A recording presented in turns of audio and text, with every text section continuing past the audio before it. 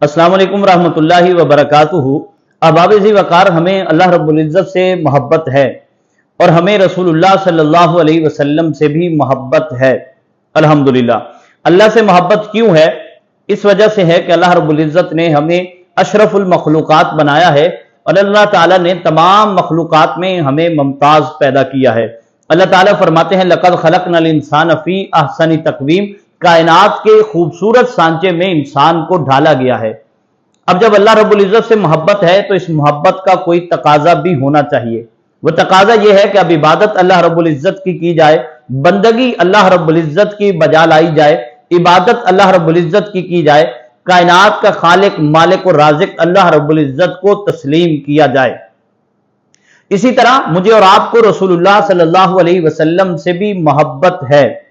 اب رسول اللہ سے محبت اس لیے ہے کہ آپ نے تکالیف کے باوجود، مشقتوں کے باوجود، شب ابی طالب کی معصوری کاٹنے کے باوجود، احد میں دندان مبارک شہید کروانے کے باوجود، طائف میں پتھر کھانے کے باوجود میرے اور آپ تک دین پہنچایا ہے۔ رسول اللہ صلی اللہ علیہ وسلم نے ارشاد فرمایا کہ کسی بھی نبی پر اتنی تکالیف نہیں آئی جتنی تکالیف مجھ اکیلے محمد پر آئی۔ تو اس سب کے باوجود آپ نے میرے اور آپ تک دین پہنچایا ہے۔ اب اس کا بھی کوئی نہ کوئی تقاضا ہے۔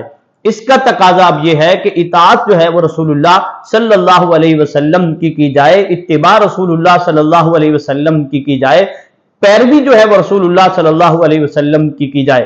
اللہ رب العزت ارشاد فرماتے ہیں وَمَا أَرْسَلْنَا مِن رَّسُولٍ إِلَّا لِيُطَاعَ بِإِذْنِ اللَّهِ، ہم نے جتنے بھی رسول بھیجے ہیں وہ بھیجے ہی اس لیے ہیں کہ اللہ رب العزت کے حکم سے ان کی اطاعت کی جائے۔ رسول اللہ صلی اللہ علیہ وسلم کو اللہ رب العزت نے جب ان کے منصب کو ذکر کیا اس میں یہ بھی فرمایا ان کنتم تحبون اللہ فاتبعونی یحببکم اللہ، اللہ کی محبت چاہتے ہیں تو میری اتباع کرو، میری پیروی کرو۔